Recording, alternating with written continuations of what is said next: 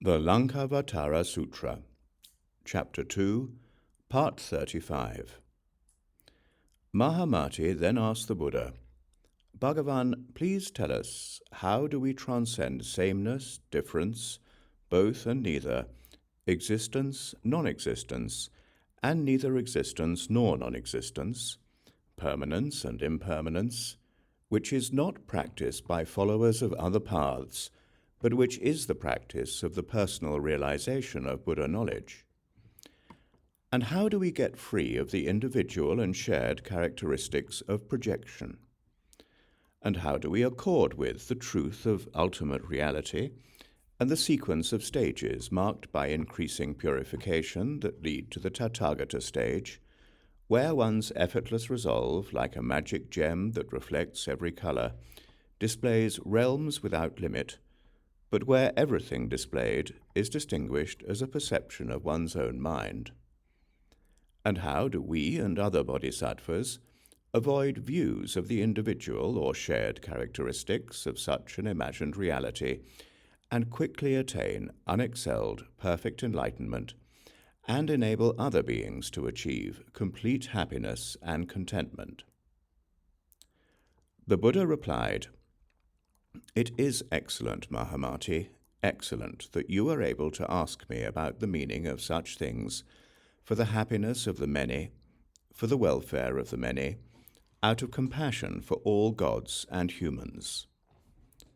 The Buddha told Mahāmati, "Listen carefully and ponder it well, and I will clarify and explain this for you." Mahāmati said, "Wonderful, Bhagavan. May we be so instructed." The Buddha said, "Mahāmati, foolish people cling to internal and external existence due to the habit energy of their attachment to projections of the self-existence of sameness or difference, or both or neither, or of existence or non-existence, or neither existence nor non-existence, or of permanence or impermanence, unaware they are nothing but their own mind." Mahāmati, it is like when deer are oppressed by thirst, and they see a shimmering mirage, and thinking it is water, they rush foolishly toward it, unaware it isn't water. In the same manner, foolish people are infected by the habit energy of beginningless projections and fabrications, and are inflamed by the fires of greed, anger, and delusion. Delighting in worlds of form and beholding their origination, duration, and cessation, and clinging to external and internal existence, they fall prey to grasping and imagining conceptions of their sameness or difference, or both or neither, or of their existence or non-existence, or neither existence nor non-existence, or of their permanence or impermanence. It is like a city of Gandharvas, which foolish people, devoid of wisdom, imagine as a city, but which is the appearance of the habit energy of their beginningless attachment to form, and is neither a city nor not a city. In the same manner, there are followers of other paths who cling to views of sameness or difference, or both or neither, or of existence or non-existence, or neither existence nor non-existence, or of permanence or impermanence, due to the habit energy of their beginningless attachment to fictions, and who are thus unable to see them as nothing but perceptions of their own minds. It is like when people dream they are in a place filled with men and women, elephants and horses, carts and pedestrians, towns and villages, orchards and forests, mountains and rivers, ponds and lakes. And upon waking, they remember this. Mahāmati, what do you think? If these people don't let go of the memory of what they have previously dreamt, are they wise or not? Mahāmati replied, "They are not, Bhagavan." The Buddha told Mahāmati, "The same is true of foolish people infected by erroneous views and the wisdom of followers of other paths, who do not realize their views of sameness or difference or both or neither, or of existence or non-existence, or neither existence nor non-existence, or of permanence or impermanence, are the dreamlike perceptions of their own minds. It is like a landscape painting without height or depth, in which foolish people imagine height and depth. The same is true of future followers of other paths, full of the habit energy of erroneous views. Due to their views of sameness or difference or both or neither, or of existence or non-existence, or neither existence nor non-existence, or of permanence or impermanence, they harm themselves and harm others, calling them nihilists for maintaining the doctrines of non-arising and neither existence nor non-existence. Denying causation, they sever their good roots and destroy the means to get free of impurity. Anyone who seeks transcendence should keep away from them. Once those who make such claims fall prey to views of self, other, or both, and projections of existence or non-existence, they become trapped in assertions and denials, and because of such mistaken conceptions, they end up in one of the hells. It is like someone with defective vision, who sees a strand of hair and asks others if they see it. The strand of hair does not actually exist, but neither does it not exist, because it is seen and not seen. The same is true of the fantasies and longings of the followers of other paths, which are based on views of sameness or difference or both or neither, or of existence or non-existence, or neither existence nor non-existence, or of permanence or impermanence, and with which they slander the true Dharma and mislead themselves and others. It is like a wheel of fire that is not a wheel. Foolish people imagine a wheel, but not the wise. In the same manner, the fantasies and longings of the followers of other paths are based on imagining whatever arises in terms of sameness or difference or both or neither, or of existence or non-existence, or neither existence nor non-existence, or of permanence or impermanence. It is like raindrops, which look like jewels. Fools and those of little or no wisdom mistake them for gems and try to grab them. But raindrops are neither gems nor not gems, because they are grasped and not grasped. Likewise, followers of other paths infected by the habit energy of false views and projections regard what does not exist as arising, and what exists due to causes as ceasing. Furthermore, Mahāmati, there are those conversant with the three means to knowledge, or the five-part syllogism, who imagine that there is something in the personal realization of Buddha knowledge that exists apart from the two modes of reality.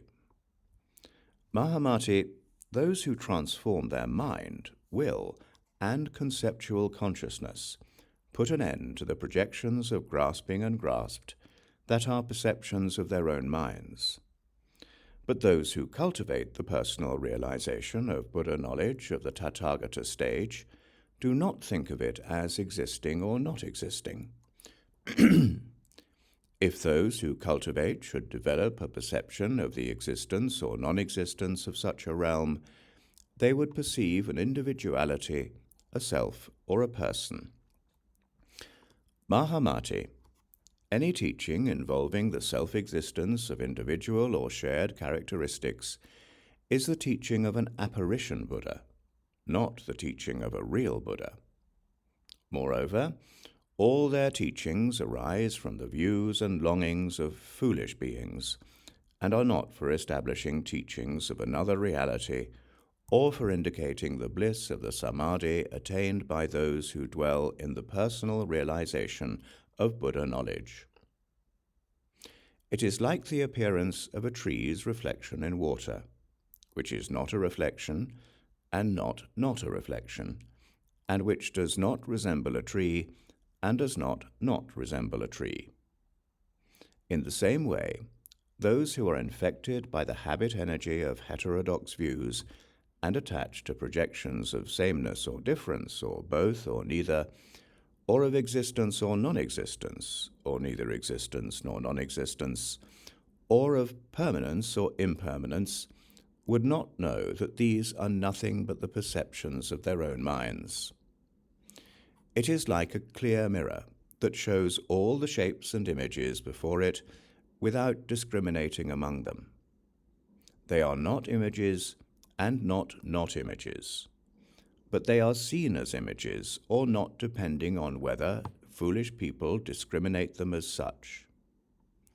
In the same way, the misconceptions of the followers of other paths appear as images of their own minds, which they discriminate and cling to based on their views of sameness or difference, or both or neither, or of existence or non-existence, or neither existence nor non-existence, or of permanence or impermanence. It is like the sounds made when water and wind come together. They neither exist nor do not exist. In the same way, the misconceptions and projections of followers of other paths are based on views of sameness or difference, or both or neither, or of existence or non-existence, or neither existence nor non-existence, or of permanence or impermanence. It is like the heat waves that flow like rivers or well up like clouds in places barren of vegetation. They neither exist nor do not exist, depending on the existence or not of thirst. The same is true of the ignorant. Infected by the habit energy of beginningless fabrications, they imagine the sameness or difference, or both or neither, or the existence or non-existence, or neither existence nor non-existence, or the permanence or impermanence of origination, duration, and cessation, as the knowledge of reality known to Buddhas, just like heat waves. It is like when someone uses incantations to make something move that isn't alive, or when something controlled by a pishaka moves, and foolish people attached to the projection of movement say it exists.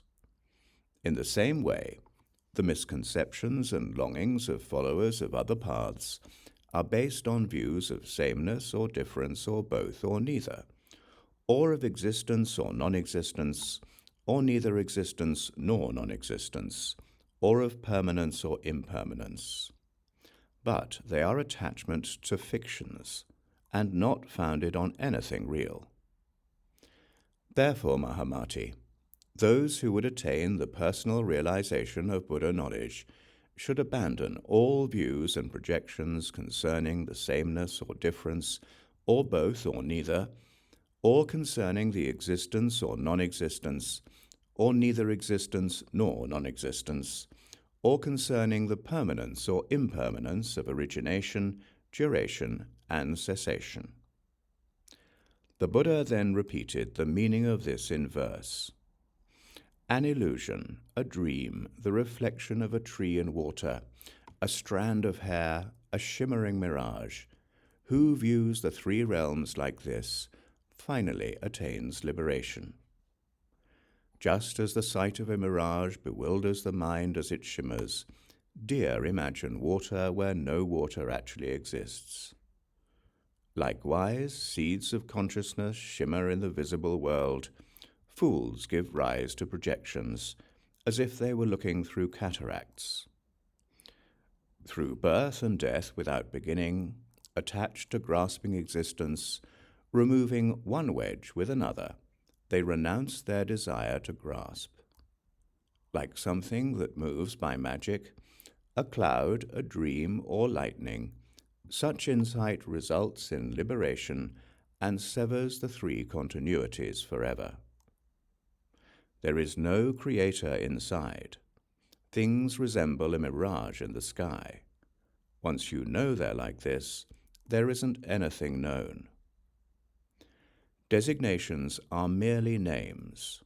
devoid of characteristics, but from them come projections. The skandhas are like strands of hair.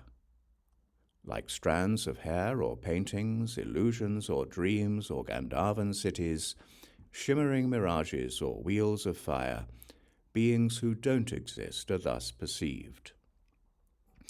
Permanence or impermanence, sameness or difference, both of these or neither, the mistaken projections of fools, continuities without beginning. In water, a mirror or an unclouded eye.